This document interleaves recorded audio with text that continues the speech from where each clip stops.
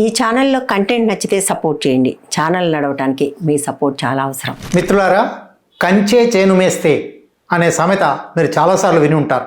ఎవరికైతే ఒక పనిని అదుపు చేసే, నియంత్రించే, సమీక్షించే, విచారించే, శిక్షించే అధికారం ఉందో వాళ్ళే ఆ పనే చేస్తే కంచే చేను మేస్తే అంటాం.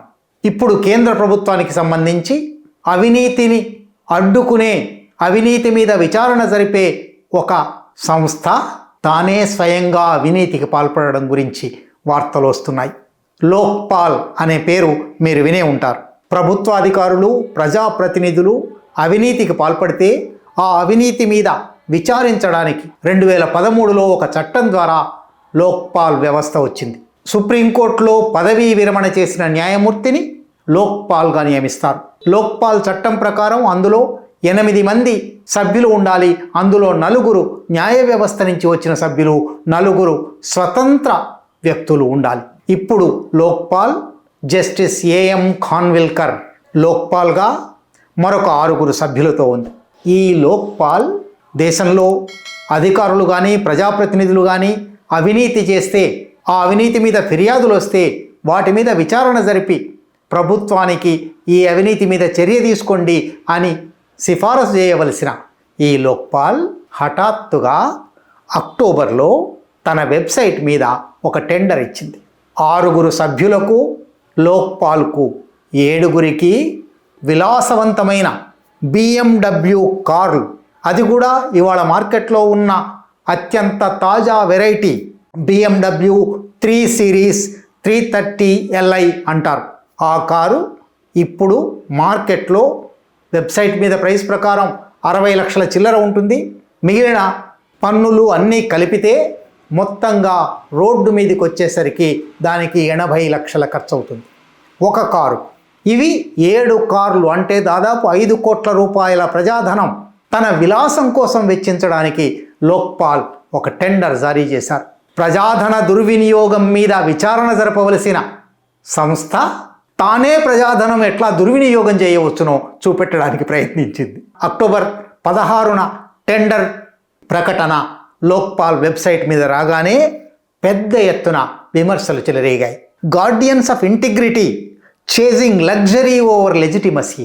వీళ్ళు గార్డియన్స్ ఆఫ్ ఇంటిగ్రిటీ, దేశంలో నిజాయితీకి పరిరక్షకులు. వీళ్ళు నిజాయితీ పరిరక్షకులు తమ నిజాయితీని, తమ సాధికారతను, తమ విశ్వసనీయతను పక్కన పెట్టి విలాసాల వెంట పరుగులు తీస్తున్నారు అని లోకం కోయడం మొదలుపెట్టింది.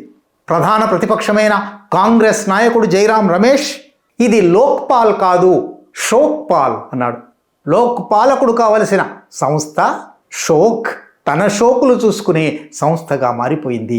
ప్రతిపక్ష నాయకులు మాత్రమే కాదు, స్వయంగా భారతీయ జనతా పార్టీ ఎన్డీఏ ప్రభుత్వంలో ఏర్పడిన నీతి ఆయోగ్కు మాజీ సీఈఓగా, చీఫ్ ఎగ్జిక్యూటివ్ ఆఫీసర్గా పనిచేసిన అమితాబ్ కాంత్ బహిరంగంగా ఒక ప్రకటన చేశారు.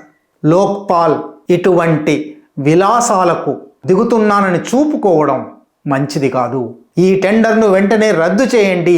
రద్దు చేసి దేశంలో తయారయ్యే ఎలక్ట్రిక్ కార్లు కొనుక్కోండి అన్నాడు. నిజానికి ప్రభుత్వ వాహనాల కొనుగోళ్లలో ఎన్ని అక్రమాలు జరుగుతాయో లెక్క చెప్పడానికి వీల్లేదు.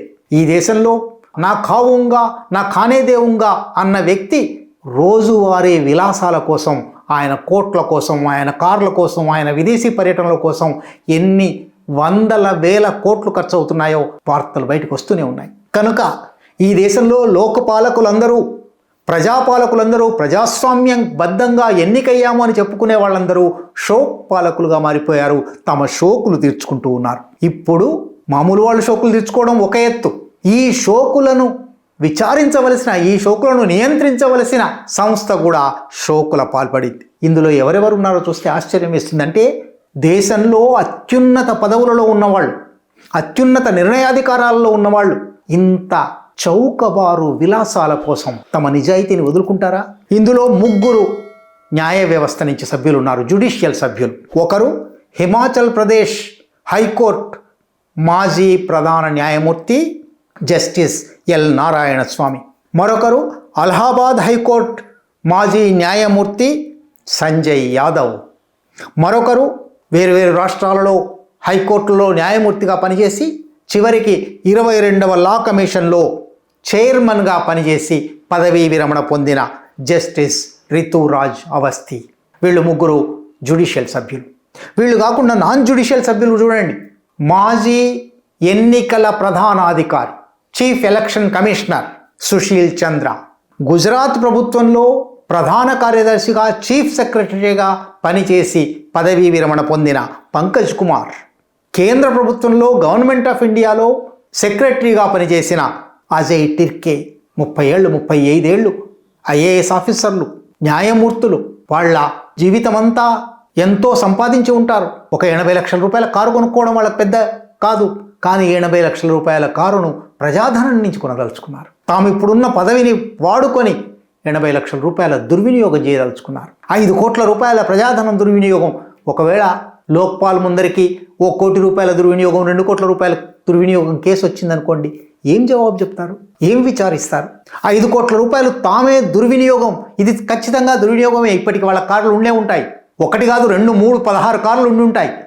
మళ్ళీ ఒక కొత్త కారు కొనడానికి ఒక ప్రయత్నం, అది కూడా అత్యంత విలాసవంతమైన విదేశీ కారు. ఇది ఈ దేశంలో ప్రజల మీద, ప్రజాధనం మీద సాగుతున్న దుర్మార్గం. అయితే ఇక్కడ ఈ నిర్ణయానికి దారితీసిన లోక్పాల్ జస్టిస్ ఏఎం ఖాన్విల్కర్ చరిత్ర కూడా కొంచెం చెప్పుకోవాలి. ఆయన సుప్రీంకోర్టులో న్యాయమూర్తిగా ఉన్న రోజులలో ప్రభుత్వానికి, ప్రజలకు, వ్యక్తులకు మధ్య వచ్చిన కేసులన్నిటిలోనూ ప్రభుత్వానికి అనుకూలంగా తీర్పులు ఇచ్చారు. భారతీయ జనతా పార్టీ, ఎన్డీఏ ప్రభుత్వాలు ఏమి చెప్తే అటువంటి తీర్పులు ఇచ్చారు.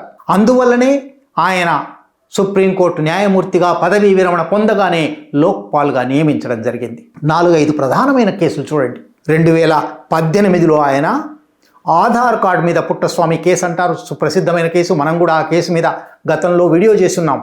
2018లో ఇచ్చిన ఈ తీర్పులో ఆధార్ మా వ్యక్తిగత గోప్యతకు భగ్నం కలిగిస్తున్నది కనుక దీన్ని మీద ఆంక్షలు విధించండి అని సుప్రీంకోర్టుకు వెళ్తే ఒక న్యాయమూర్తుల బృందం, జస్టిస్ ఏఎం ఖాన్విల్కర్ కూడా దాంట్లో ఉన్నారు, ఆయన ఆ తీర్పు ప్రకటించారు.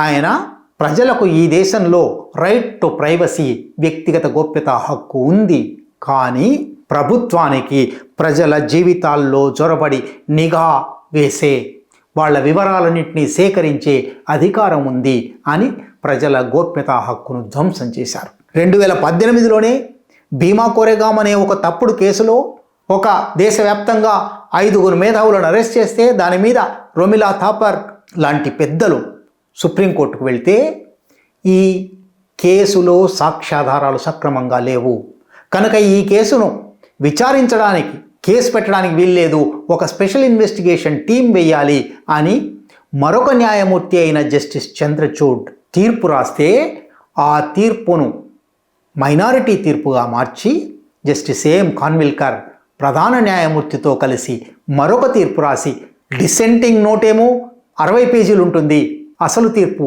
10 పేజీలు ఉంటుంది. డిసెంటింగ్ నోట్ చాలా వివరంగా ఎందుకు ఎస్ఐటీ పెట్టాలో ఉంటుంది, మొదటి 10 పేజీలలో కాదు ఈ కేసు చెల్లుతుంది, వాళ్ళని అరెస్ట్ చేయడం న్యాయమే అని ఉంటుంది. అటువంటి తీర్పు రాసిన వ్యక్తి జస్టిస్ ఏఎం ఖాన్విల్కర్. అది మాత్రమే కాదు, 2022లో పిఎంఎల్ఏ కేసు అని వచ్చింది. ఆయన పదవీ విరమణ పొందడానికి కొద్ది రోజుల ముందు PMLA case, prevention of money laundering act case వచ్చింది.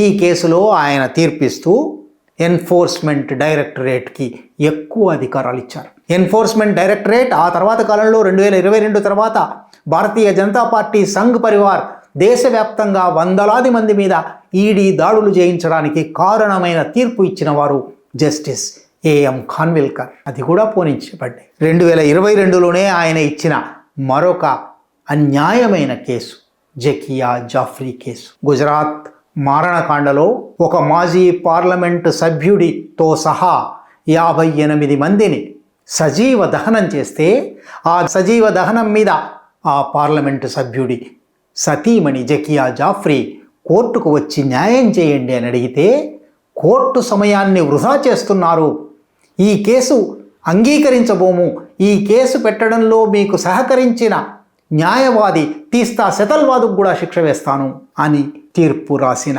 న్యాయమూర్తి జస్టిస్ ఏఎం ఖాన్విల్కర్. అటువంటి ఘన చరిత్ర గల మహా వ్యక్తి పదవీ విరమణ పొందగానే లోక్పాల్ అయ్యారు. లోక్పాలైన కొద్ది నెలలకే ఆయన ఇంకా విలాసవంతమైన BMW కారు కావాలనుకున్నారు. ఇదంతా బయటపడి రచ్చ జరిగిన తర్వాత డిసెంబర్ 27న ఆయన లోక్పాల్ వెబ్సైట్ మీద ఈ టెండర్ను ఉపసంహరించుకుంటున్నాము అన్నారు.